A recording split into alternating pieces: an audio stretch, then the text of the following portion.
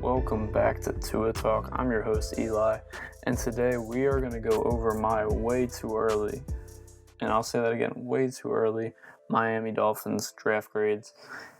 I think it's really bad rule of thumb to grade the drafts so quickly and do it with any type of conviction that yes, these grades right now really matter, that these grades are going to be anything similar to what they're going to be in a couple of years down the road.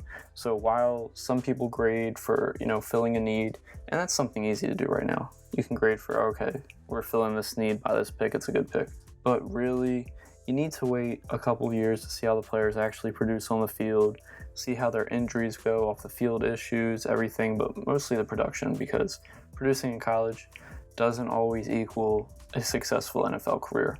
And with that said, I am doing this exercise as well, but not putting a lot of stock into my grades, Anyway, let's get it started.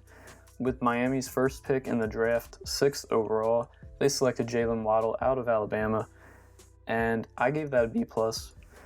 I gave that a B+ mainly because I liked our trading back to 12, and I didn't like the trade going back up. I really didn't, and I know there was a lot of buzz around Waddle, but ultimately, I thought it was going to be Devontae Smith, and I think Waddle's going to be great for us. I think he adds, another element to the offense, adds some more speed, but if we could have stayed at 12, made the trade the Eagles made, where they go up to 10, giving up, I believe, only a 3rd-round pick in the process, not an extra first like we did to go up to 12 and getting Devontae there, I would rather take Devontae at 10 than Waddle at 6. That's just me, but I am happy with the pick. B+ is not bad. Not everything has to be A's. Next, 18th overall, we select Jalen Phillips, edge, out of Miami, and I would have been just as over the moon if we selected Najee Harris. I would have given it the same grade, and that grade is an A+. I know he has some scary injury history. I go back and forth thinking some of it's overblown, but I was just reading an article from Cover 1 that goes over all his injury history, ankle, concussion, and that did scare me a little bit. So, right now today, I'm a little bit on the other side, but I think he has huge potential. If he stays healthy in this system, Brian Flores' defense, I think he has a real chance to produce and possibly win Rookie of the Year, Defensive Rookie of the Year. We'll see. I just think the potential is through the roof for him.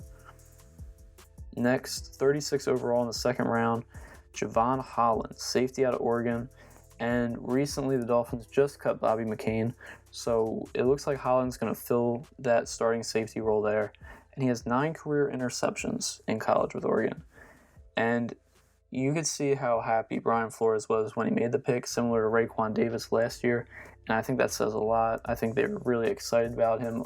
The rumors are that they always had their eyes on him. They would have picked him even if Javonte Williams was still on the board, and getting their top safety at 36 in the 2nd round, I think that's huge. I think that's really important. And like I said, he brings turnovers to the table, something Bobby McCain didn't really do too much of. And although Bobby McCain will be missed, I think this is a great pick to fill that need and hopefully produce more turnovers on defense. Moving to 42nd overall, the Dolphins traded up with the Giants to select Liam Eichenberg, offensive tackle out of Notre Dame, and I give that a B+. Again, I didn't love the trading up. I was, more okay with it here. We gave up a lot less, of course. But the one thing that sticks out with Liam, he hasn't allowed a sack since week 5 of 2018, according to Pro Football Focus. And Notre Dame's offensive line prospects, they're, pro ready, they're versatile, they're tough, and Eichenberg fits all of those. I think he's going to be a great part of this young O-line, and that's why I give it a B+. 81st overall, round 3, pick 18, we select Hunter Long, tight end out of Boston College, and I graded that as a C, my lowest grade of this draft. I thought that was a little early. I didn't really see the need for tight end. The Dolphins saw something else, I guess.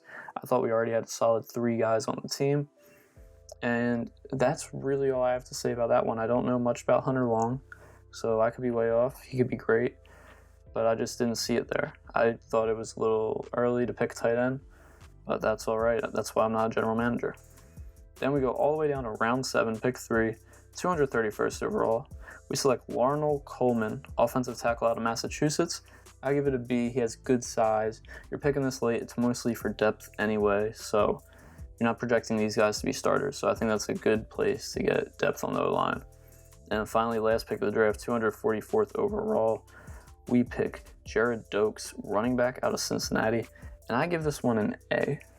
I give this one an A because the Dolphins decided to not take Najee in round 1 like I wanted, and like a lot of fans wanted. They decided to wait all the way to the 7th round to take a running back, showing faith in Myles Gaskins, showing faith in the Malcolm Brown signing potentially, and showing faith in Dokes. And Dokes had a great tweet. He had a great tweet he sent out during the draft, or maybe a day or two before, but he said, if you don't want your quarterback hit, take me. And I love that mentality. A running back who prides himself in pass protection. And I think that's going to go a long way if he shows any of it. If he shows that will, and if he impresses in training camp, he's going to get a lot of touches this year. Same thing that happened to Myles Gaskins last year. He showed out in training camp, and that paid off and pretty much gave him the starting job of the Dolphins running back. So I think Dokes has a big chance to shine this season, whether Gaskins or Ahmed get hurt, or whether just Dokes shows out in training camp and impresses everyone. So I grade that one an A. And with all that, like I said, these grades are way too early. I know that. I'm not putting a lot of stock in them, but I just wanted to get them out today. Wanted to get this done, do this exercise, and see how accurate mine are in a couple of years. Like I said, you can't really grade the draft class until a couple of years down the road, seeing how they produce. I mean, I'm not gonna say anything about some of these players busting, but not every player you draft hits. I don't want to speak any of that into existence, but it's just silly. You see all the tweets from the analysts. You see the Mel Kipers and Skip Bayless, all their terrible takes years down the line.